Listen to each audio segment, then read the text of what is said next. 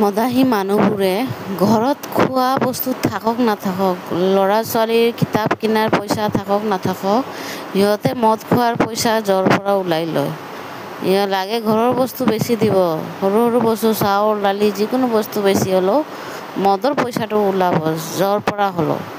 আৰু দিনত এনেকুৱা কাম কৰিব, যেনেকৈ ৰাতি সিহঁতক ক'ৰবাত মিছনত যাবলৈ আছে, এনেকুৱা ৰাতি মদ খোৱাৰ আগতে সিহঁতে কামবোৰ এনেকৈ সমাপ্ত কৰিব সোনকালে সোনকালে, যেনেকৈ সি জৰুৰী মিছন এটাত যাব আৰু জৰুৰী কাম এটাত যাব, সেনেকৈ সিহঁতে দেখায় আৰু মদাহী মানুহবোৰে।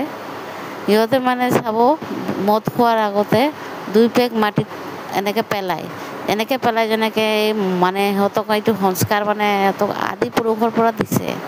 মদ খোৱাৰ আগতে পেগ বনোৱাৰ আগতে মাটিত 2 টোপমান পেলাই দিব লাগে। আৰু মদ খোৱাৰ পিছত যি জ্ঞান দিব, বাপৰে, এনেকৈ জ্ঞান দিব যেনেকৈ লাগিব কি ইহঁততকৈ জ্ঞানী আৰু দুনিয়াতে নাই, এনেকৈ জ্ঞান দিব। সিহঁতে মদ খোৱাৰ পিছত জ্ঞান দিয়াটো এনেকৈ আৰম্ভ কৰিব, চবে এনেকৈ লাগিব, শুনিলে এনেকৈ লাগিব যেন অঁ কি ভাল কথা কৈছে দেই বোলে। আৰু সদায় মদটো বেছিকৈ খাই ল'ব, লাষ্টত ক'ব কি আজিৰ পৰা আৰু মদ নাখাওঁ, কিন্তু ডেইলি মদ খাব।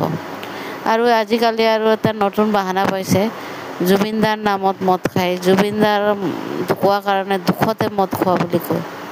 মদাহী মানুহৰ আৰু এটা নতুন বাহানা পাই গৈছে, জুবিন দাৰ বাহানা।